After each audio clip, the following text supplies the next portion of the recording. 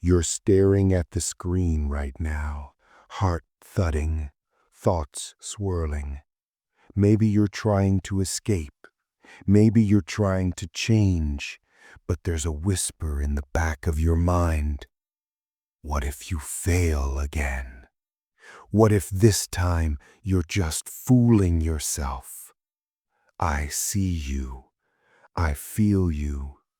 That internal voice, the one telling you to wait, to hide, to comfort yourself, it's louder than ever.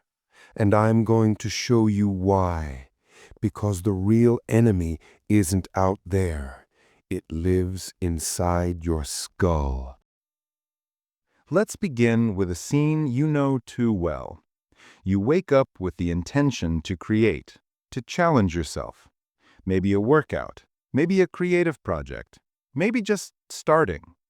And then, your mind says, later, rest, one more scroll. That voice, the gentle saboteur, calls itself your friend. But it's not. It's the part of you programmed for safety, for minimal risk. It's the part that whispers, better safe than sorry. Philosophers like Friedrich Nietzsche told us we are beings who must overcome ourselves. Nietzsche wrote about the will to power, not as domination of others, but domination of ourselves, our fears, laziness, compromises.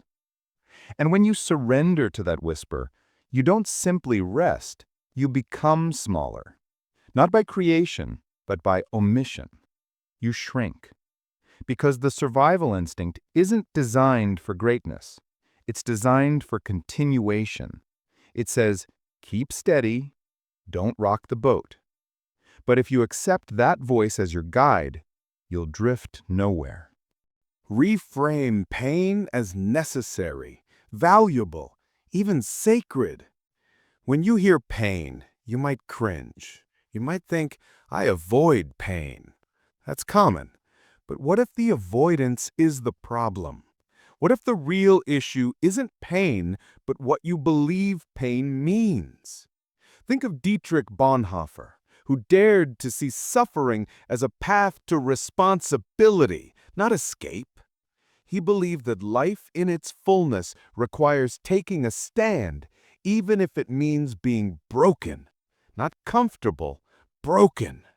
Because through that fracture shines your truth.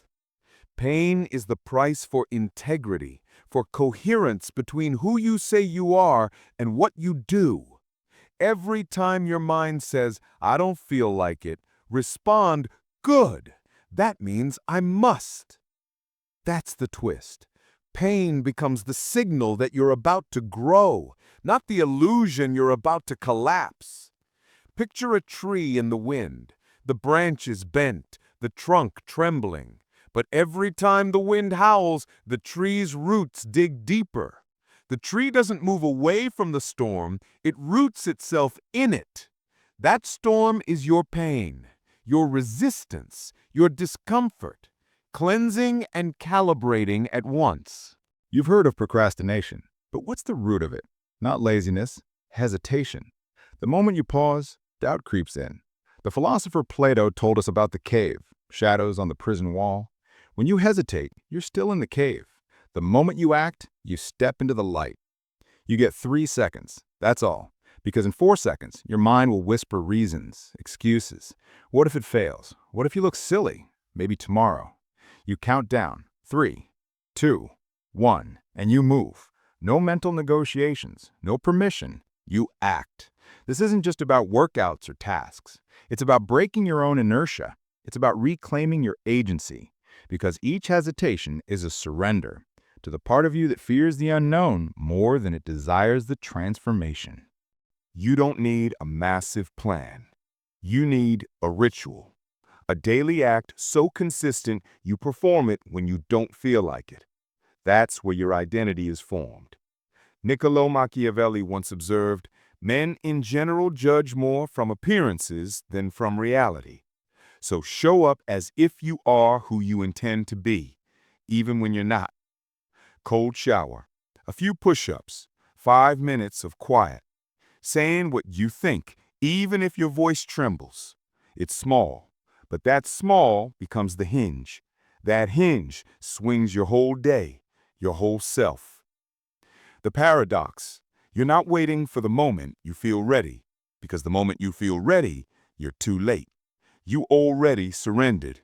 Instead, you act. You move. Over time, your mind stops rebelling. It resigns. And this resignation isn't defeat. It's transformation.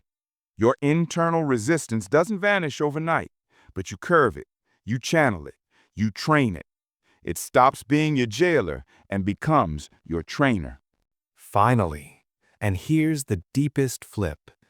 It's not about completing tasks, it's about who you become. The great thinkers asked not, "What shall I do?" but, "What kind of person shall I be?" The moment you decide, "I am the type of person who does the hard things," your brain still fights, but you've already made a decision deeper than the fight. You're not rewiring your schedule, you're rewiring your soul. That lazy version of you, it stays behind. This version of you, hard to like, hard to live with. Because machines don't win friends. Machines win wars. You become the machine that thrives under pressure. And here's an uncomfortable truth. Your identity shift will cost you comfort. You'll lose friends you don't want to speak hard truths with. You'll alienate parts of yourself that choose easy. But that's okay. Growth isn't polite. Growth is ruthless. When your brain whispers stop, you say go on. When your chest tightens, you breathe deeper. When your world tilts, you anchor. Because you're not building a day, you're building a fortress. And the only battle worth fighting is the one you wage inside your own mind. So here it stands. The war isn't out there. It's inside you.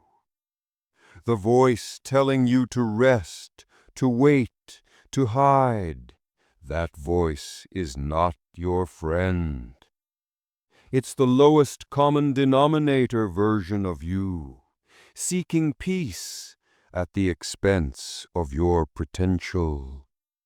But you can silence it, not by fighting it on its turf, but by refusing to play its game. You choose action over hesitation, pain over comfort, identity over behavior. Think of it this way. A river carves a canyon, not by gentleness, but by persistence. Day after day, drop after drop, and eventually rock gives way. Your ritual is the drop. Your decision is the river. Your identity becomes the canyon. Something carved out of time, resistance, and internal rebellion. And now, while you sit with that whisper in your head, I want you to ask, which version of me stays? Which version of me goes? Let the noise settle, then decide.